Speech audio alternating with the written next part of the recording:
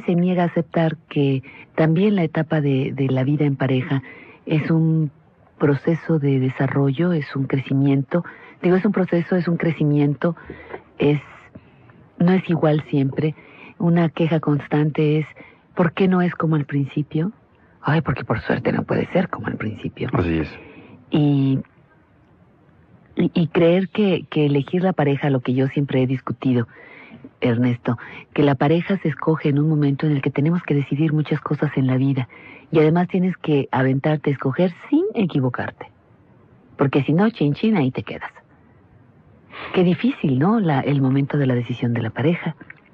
Pero yo quisiera hacer énfasis en esto, porque lo que dices tiene un valor fundamental, no solamente en la conceptualización que queremos dejar esbozada en este programa, sino en lo que es y no es la relación de pareja y por lo tanto lo que es y no es la consolidación de una relación de pareja. La pareja no es permanecer uncidos en una yunta. Desafortunadamente se sigue llamando pareja, pero no es estar a la par, sino caminar de una manera conjunta, sumando esfuerzos, aunque haya disparidad. Si la meta es la misma, pues vale la pena hacerlo por diferentes rutas, si esto es válido. Pero la meta de la pareja es crecer. Las parejas cuyos caminos coincidan al final en el llegar al punto de crecimiento que se propusieron, o al punto de crecimiento óptimo, o a lo que el límite de sus capacidades da, pues van a permanecer juntas. No por amor, sino por coincidencias. Porque la consonancia entre una forma de emitir un sonido y otra es la que permite que exista una música sinfónica. Porque si el violín no es igual al contrabajo, ni al oboe, ni a los metales... Esa es la riqueza de una orquesta. Exactamente. Esa suma de esfuerzos llevan a la plenitud de la sinfonía. Y desafortunadamente esto no se advierte ni siquiera, por ejemplo, en relación a imaginarnos como un dueto cuando estamos con la pareja.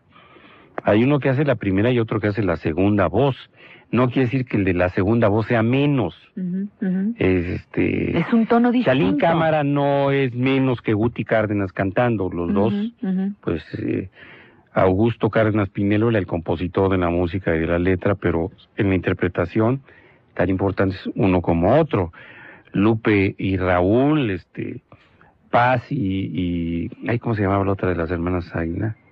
Esperanza. Esperanza, creo, dice. Sí. Gritaron por allá afuera, Esperanza. Sí.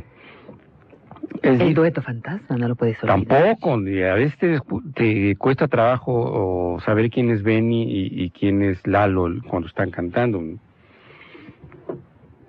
Pero eso no lo advertimos al pensar o al suponer una relación de pareja.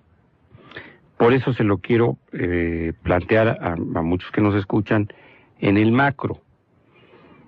¿Qué hubiera pasado con una nación, por ejemplo, que fuera de arios puros como lo pretendió hace unos años Adolfo Hitler? Bueno, quizá tendrían algunas ventajas genéticas en algunos aspectos. Llegarían a ser de un color de piel similar. No sé si a tener habilidades o aptitudes o inteligencias también. Pero serían un lunar que no empataría, por ejemplo, simple y sencillamente en lo que es la sociedad de la Europa occidental. ¿Y qué ha sucedido en cambio con otros países cuando han adquirido un grado óptimo de desarrollo? Vamos a pensar en las épocas relativamente modernas o contemporáneas. Primero, el ejemplo de la España del siglo XVI. España llega al siglo XVI después de 8 siglos de convivencia absoluta, plena, de concordancia con musulmanes, judíos y cristianos. que no solamente tienen ideas religiosas ligeramente discrepantes, sino que tienen costumbres, tradiciones y pertenecen a grupos de un origen diverso. Sin embargo, esa fuerza del mestizaje hace de España una potencia en el siglo XV que expresa toda su potencialidad, valga la redundancia, en el XVI.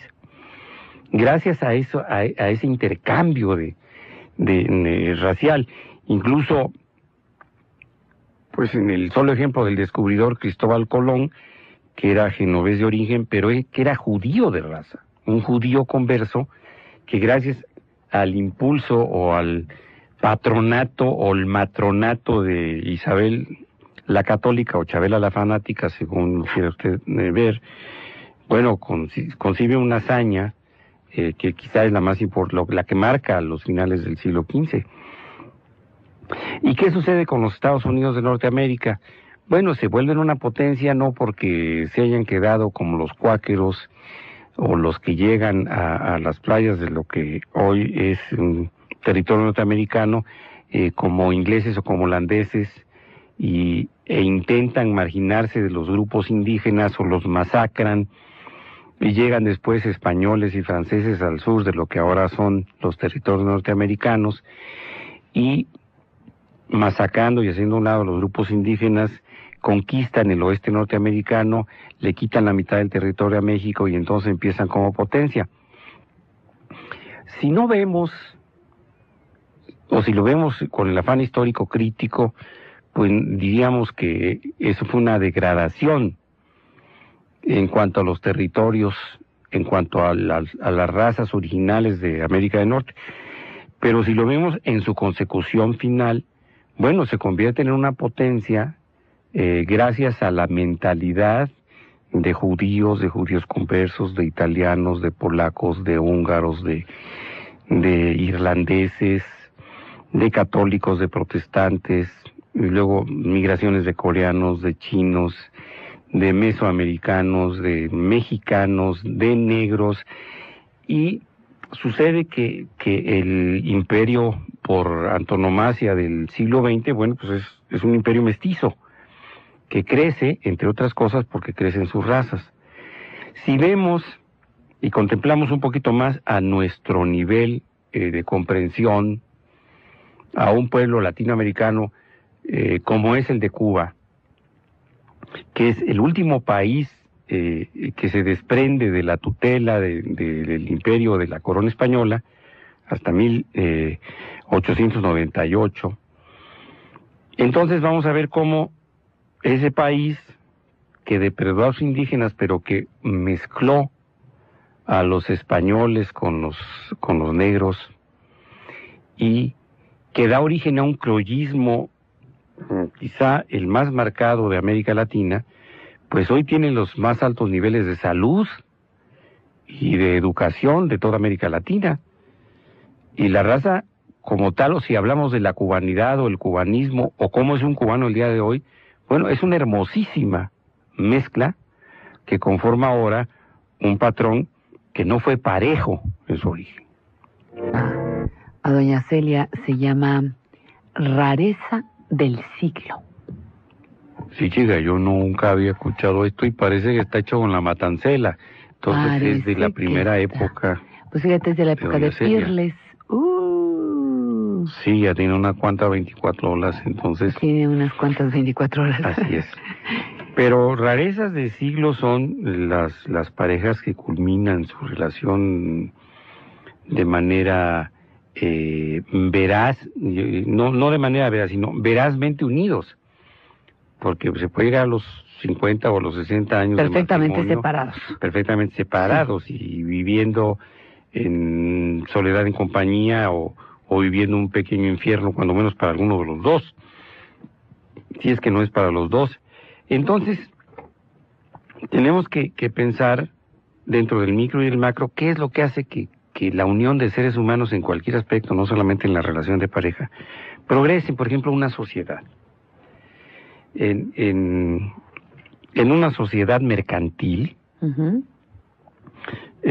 cuando menos en la teoría hay un socio capitalista y un socio industrial, que es el que trabaja o el que hace la parte operativa. Y yo creo que eso funciona precisamente porque se tiene una misma meta económica. Queremos tener ganancias por 3 millones de pesos al año, y entonces tenemos ingresos así, tenemos egresos en tanto. ¿Qué vamos a hacer para esto? Bueno, pues vamos a usar tu capital para invertirlo aquí, y yo lo administro o yo lo trabajo, etcétera. La meta, los 3 millones, es una meta común. A lo mejor dentro de 2 años son 10 millones lo que se propongan, etcétera. Pero hay una meta de superación, de progreso, de productividad, en dos individuos cuya visión de lo mismo está en estadios distintos. Uno va a estar preocupado porque su dinero se maneje bien, o va a estar viendo cómo son las fluctuaciones de la economía, y el otro va a estar tratando que su producción sea vendida. ¿Qué pasa si los dos quieren administrar?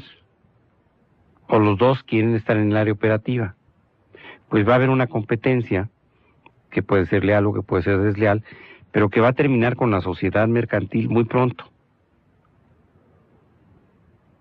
Les pongo de ejemplo lo que hemos visto durante mucho tiempo, por ejemplo, en el ámbito artístico en México, o en Hollywood, Jerry Lewis y Dean Martin, el Gordo y el Flaco, los polivoces. Bueno, funcionan como grupo, como pareja, siendo dos personas totalmente distintas. El Gordo y el Flaco eran los opuestos. Siendo la antítesis, ¿no? Don Quijote y Sancho Panza también. Pero había una funcionalidad en lo que hacían.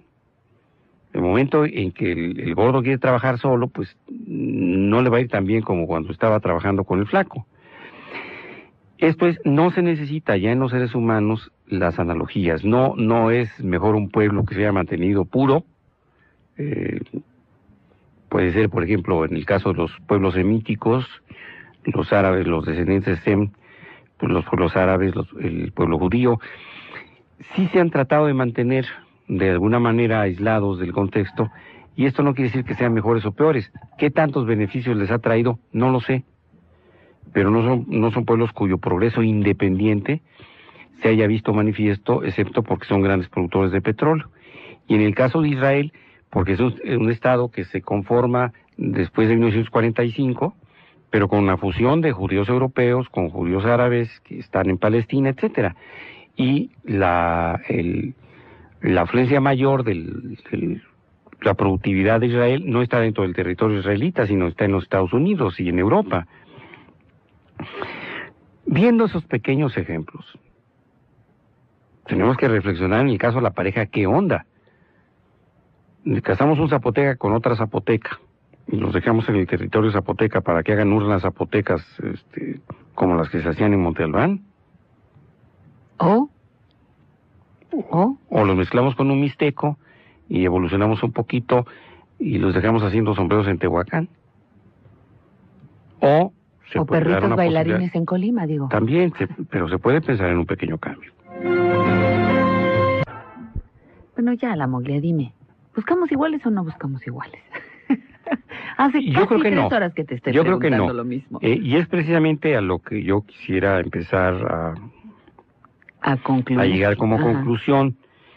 El ser humano se aparta en mucho de las conductas animales, en lo que es no su vida en común, que puede ser todavía bastante tribal en algunos casos, pero la familia nuclear ya se dispara en lo social y se mezcla a través de muchas formas en el conjunto social, porque de la misma familia nuclear puede ser que una parte salga para seguir siendo proletario o lumpen, otros ingresan al capital o al capitalismo o a las clases medias, otros permanecen dentro de su hábitat original en la comunidad y otros emigran. Si se produce una diáspora que permite que los miembros iguales de una familia, si tienen la carga de consanguinidad, herencia y genética idéntica, bueno, vivan en circunstancias completamente diversas, no siguen viviendo en el mismo lugar. Eso les va a modificar su desarrollo, va a haber mutaciones sociales. De la misma manera que si nosotros sacamos un pingüino del Ártico